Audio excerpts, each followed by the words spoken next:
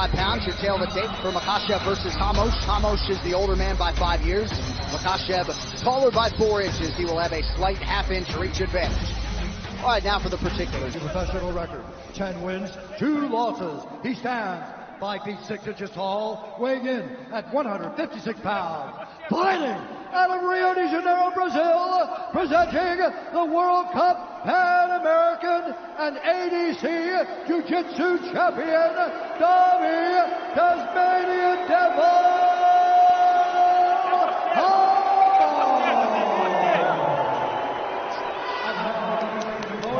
Fighting out of the red corner, a combat sambo fighter, holding a professional record, 17 wins, 1 loss. He stands 5 feet 10 inches tall, weighing in at 155 pounds. Fighting out of Machachkala, Russia, presenting the Combat Sambo World and European Champion, Ислам Makachev. And the action begins. Our referee in charge, Peter Hickmott. Peter Hickmott got the fresh fade for tonight. The beautiful Luciana Andrade getting ready for round 1 here. A lot of Makachev support in this building. Davi Hamosh trying to mute the Abu Dhabi masses here. Makachev is in red. Davi Hamosh is in black. Opens with an early kick to the body. Make the switch to Body Armor, the official sports drink of UFC. More natural, better sports drink. Grab one today at Speedway.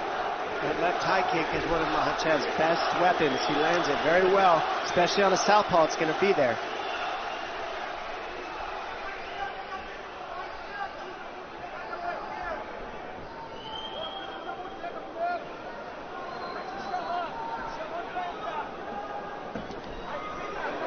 Makachev, former Combat Sambo World and European champion, really has plus skills everywhere, though, if you watch the film. Outstanding jab, good in the clinch, opportunistic submission game, knockout power.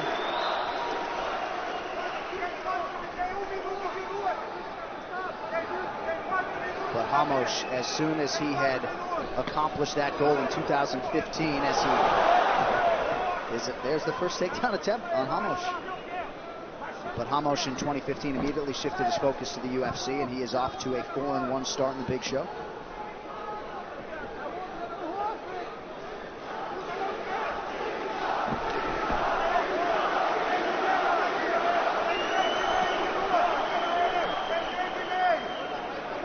Hamosh has worked so hard to try to close that gap between his grappling and his striking.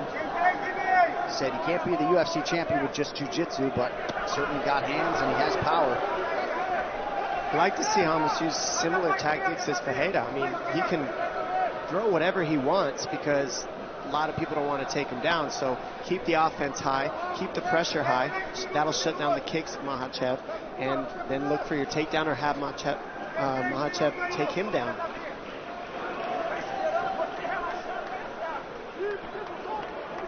The 13th pro fight for Hamosh. He has never been finished as an MMA pro, and he's trained a lot in Russia, so very comfortable with this Abu Dhabi backdrop tonight. Is that a breeze? I just felt that can't be a breeze. That was from the left hand that just landed from Makhachev right there.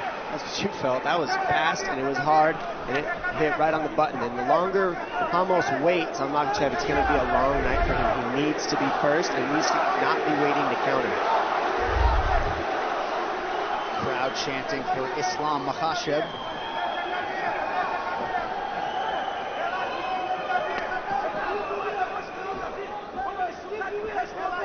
That's one thing that Hamosh does do is he's got very good counter ability. So when you fire, he'll throw a 3-4 piece combination. But a lot of times he's just waiting. And so is Makhachev. And that's what we're seeing right now. They're waiting on one another, looking to counter each other.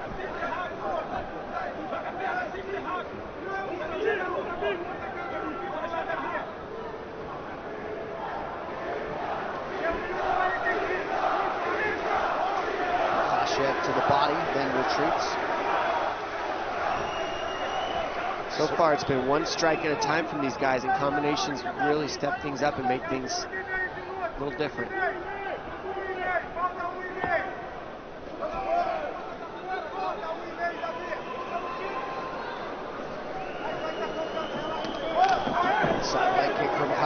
Hamosh counters. See, once you touch him, Hamos throws almost every single time. But if you don't go first, he almost waits. You touch him and he'll go right away.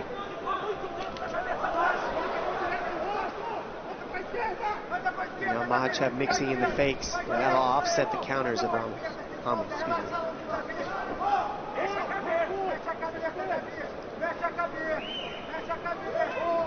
Hamosh keeping that guard high.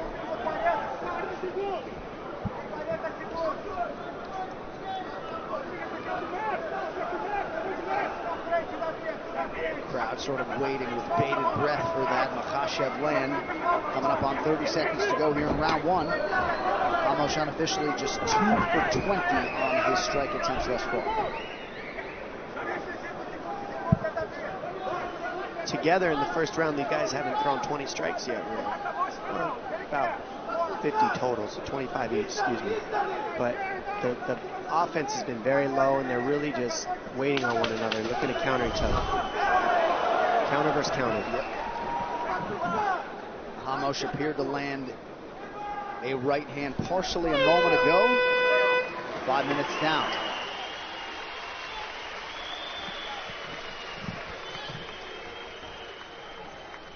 To continue his ascent by turning back Dabi Hamosh. Makhachev, the slightly busier and more effective striker in round one. Here's round two. And I love Hamo's corner saying you got to be first. I couldn't agree more. He's got to quit waiting and just go, let his hands go and be first.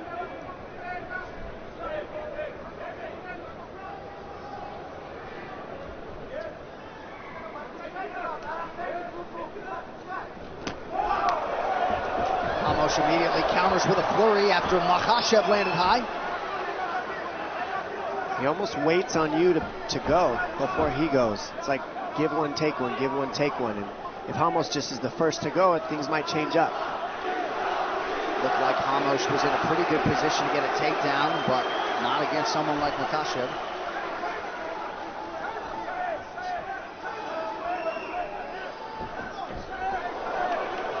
Makhachev absolutely deadly in that clinch setting. About a minute gone by here in round two. Makhachev lands to the bottom.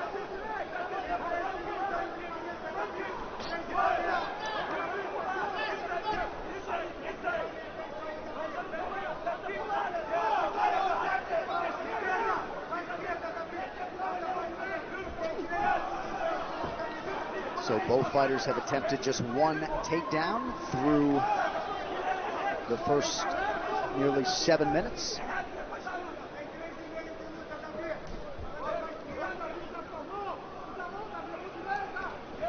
Makhachev starting to press forward, working off that jab out of the southpaw stance. And we said it in the earlier fight where if you get two strikers, in the very first fight of the night, if you get two strikers, a lot of times you see them grapple each other because they don't want to go against each other's strengths. And what we're seeing here is what it looks like two grapplers that don't want to go into each other's strengths, and so they're having a striking match. And it's just the way it goes sometimes.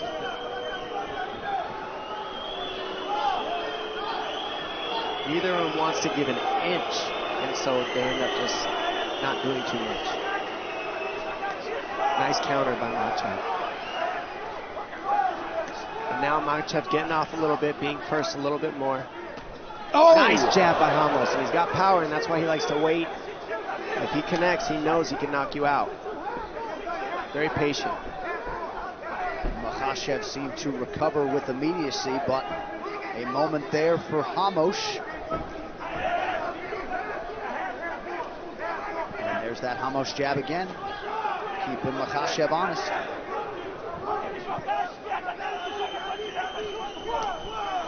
Beautiful handwork there by Makhachev.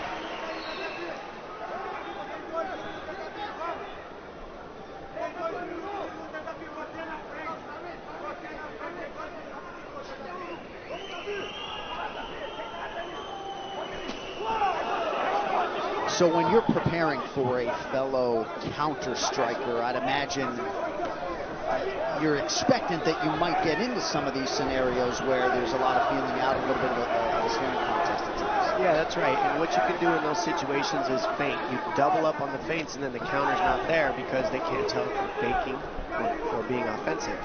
And the fakes aren't there for these guys, so that's what's happening. Machashev landed a big right hand a moment ago while backing up. Hamosh a little bit bloodied now. Oh, big knee for Machashev. Machashev is just getting ahead on the big strikes landed by far. I mean, it looks like it's touched Hamosh's nose. Looking a little red. No cuts yet. I don't know. I can't see a cut yet, but I think the nose is busted for sure.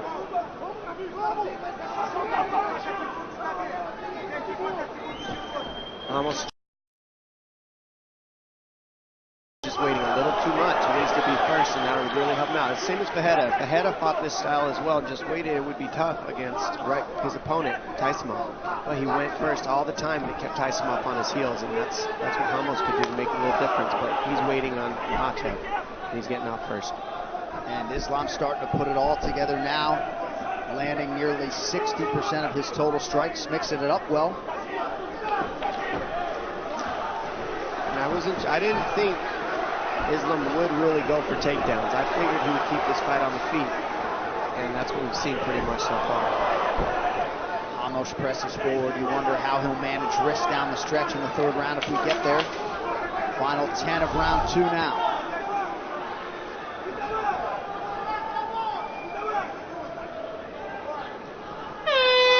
Good round for the Russian.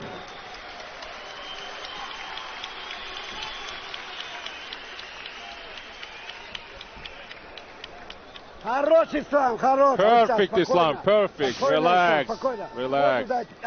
Give him water. Good job, good job.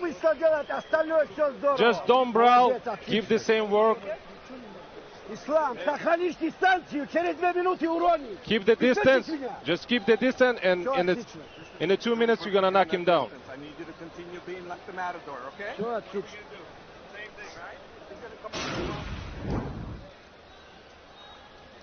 Goes to be thrown, and you see Ramos throws it like a check hook jab type of punch, and it connects, and you see this left hand really hurt Ramos, and another one down the pipe right to the nose. So probably the strongest, most significant punch was that hook jab hook looking punch that Ramos threw. It was like a mix of the two, and it kind of rocked Makhachev, but the accumulation of left hands is really adding up. All right, round 3 brought to you by P3, the official protein snack of the UFC. Davi Hamosh was super excited when he heard that Islam Makhachev had accepted this fight. Now we'll see what the Brazilian Hamosh can do over these final 5 minutes.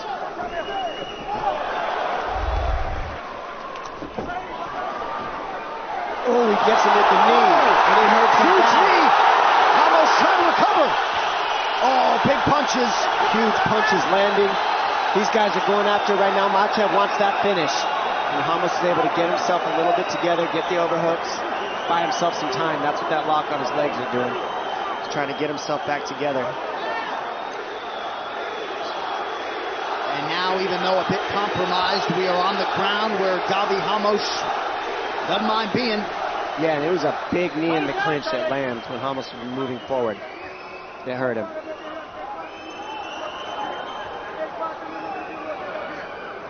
And keeping Hamosh's head up against the fence is a real smart tactic because of the way it's hard to move your hips there. And he can't use armbar techniques or triangle techniques. It really shuts things down to a minimum here, where Makhachev has it. Makhachev's cardio outstanding. Certainly been very accurate with these ground strikes thus far. Islam pressuring his hips, keeping very tight. Almost looks like he's got himself back together, though.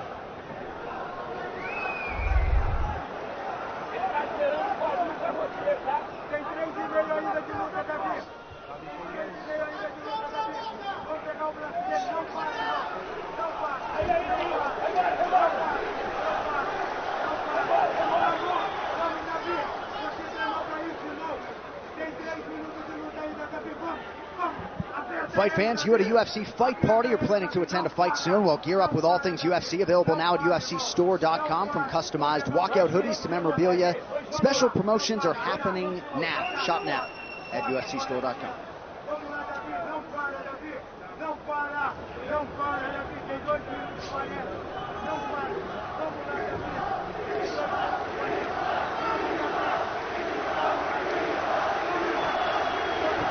Makhachev staying active, continuing to work on Davi Hamosh here on the ground. 2.5 minutes now to go in this third and final round.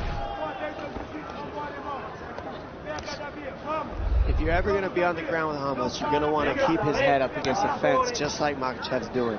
Smart game plan. Keep him parallel with the fence. He can't move his hips. Can't really dig underhooks. And Hamosh is good with staying on his back and not getting to his feet right here. So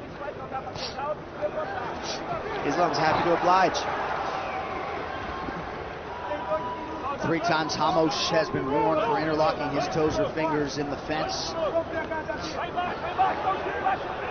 Good pressure by Islam, keeping the legs out of the equation. And right here, this is a nice way to go for an armbar here. He tries to get the balance off, but the fence being there just really changes things. Plus, it's so slippery and hot, so they're so sweaty.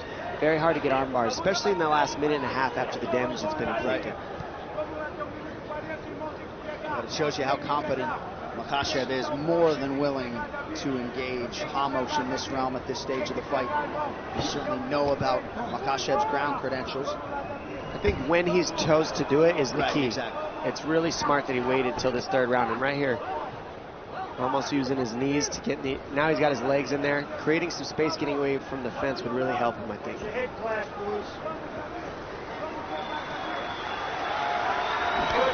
Appreciative crowd for these two warriors as we hit the final minute of the fight. Co-main event to follow.